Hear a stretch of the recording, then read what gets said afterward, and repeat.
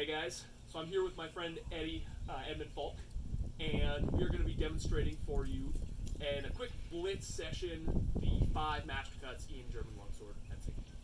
So to begin, we're going to show the Zornhau first. The Zornhau, which translates to the wrath cut, is essentially what Master Tower means when he says to break the cut with the point.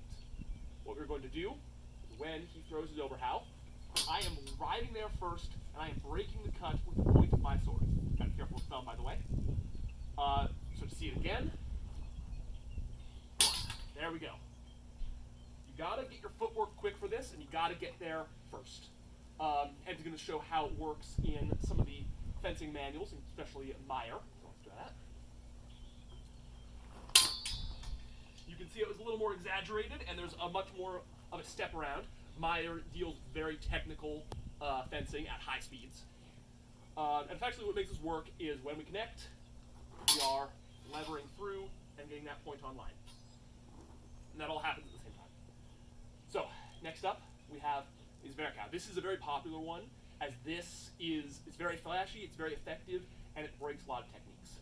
So essentially what happens is, canonically, it is just me coming around and cutting the side of the head.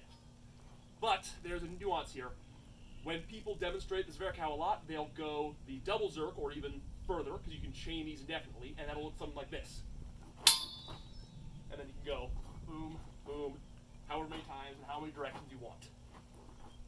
So, and there's a lot of plays from that. If anyone wants to show one of them, here. Yep. So he can catch my sword and then keep it online. And I've broken my posture at that point, so he's got to stab. Next up is one of my favorites, and this is the Krumpau. Essentially what happens here is I deflect his sword and cut back. This is basically winding up through and making that second cut. This can mean in a lot of ways. A lot of Krumphaus go directly to the wrist. Oh, sorry, you have this one. He got offline and cut, and he got out of the way, and he got me in the arms. So, very good immediate fight ender. Next, we have the Shihao. This one's an interesting one, because effectively what you're doing is you're deflecting off the side, and you are making the cut with the back edge. This is known such because you are basically creating a shield with your blade.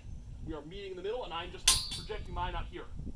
This very much manipulates the greater leverage I have with the base of my sword, and lets me displace his and make strikes to the top of his head or the side of his face. Finally, we have the Shadowhau. This one's interesting. This is a bit risky, and it looks dangerous, but it does cover him. Eventually, when he thrusts, I move back, and I take his top of his head.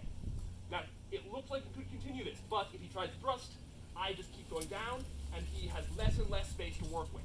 And eventually, the reach of his sword is not enough to compensate for being cut in the shoulder and head. Let's try it again. You can get all the way out of the way if you want. All right. We'll go over those more in person. I wanted to get a quick blitz. So thank you very much, and thank you, Edmond Falk.